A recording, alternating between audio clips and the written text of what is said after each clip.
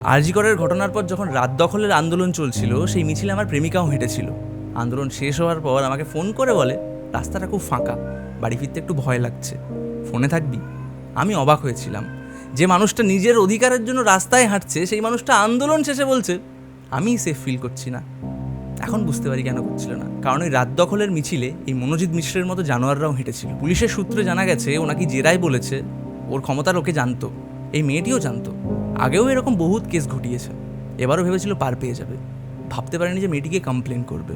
মানে আমি জাস্ট ভাবি এবং অবাক হয়ে যায় যে বিচার ব্যবস্থা এবং শাসন ব্যবস্থার কোন জায়গায় থাকলে একটা মানুষ মনে করতে পারে যে কাউকে নির্যাতন করা এবং তাকে রেপ করা সেটা জাস্ট নর্মালাইজ করা যেতে পারে। এর আগেও ওর বিরুদ্ধে প্রচুর মামলা হয়েছে এবং প্রত্যেকবার জামিন পেয়ে গেছে।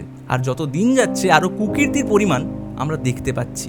তবে আমার চাপটা কি নিয়ে জানো, যে এইরকম মনোজিৎ মিশ্রের মতো লোক আজ পশ্চিমবাংলায় সারা রাজ্য জুড়ে ভরে গেছে, কারণ তাদের মাথার উপরে বহু রাজনৈতিক দাদা দিদির হাত রয়েছে। সেই সব দাদা দিদিদের মধ্যে কয়েকজন তো মেয়েটিকেই দোষ দিচ্ছে। কেউ বলছে মেয়েটি একা কেন গেছিলো, কেউ আবার বলছে যদি বন্ধুদের মধ্যেই এমন হয় তাহলে সুরক্ষা কী করে দেবে।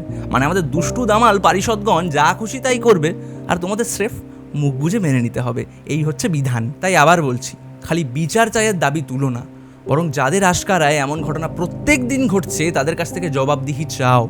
নইলে আরজি কর কিংবা সাউথ কলকাতা ল কলেজ যে আগুনে জ্বলছে, সেই আগুনের আঁচ একদিন তোমার আমার ঘরেও এসে পড়বে। সেদিন নেভানোর মতো আর কেউ থাকবে না।